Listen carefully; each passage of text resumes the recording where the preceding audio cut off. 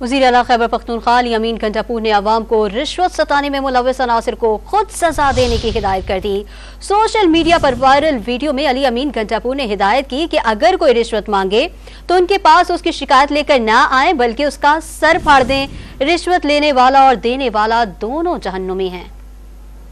अल्लाह दी ज़ात दे बाद साडे उते एक कुरान विच एक ईमान दी पहली निशानी है कि इया का नाबुदो व इया का नस्तईन।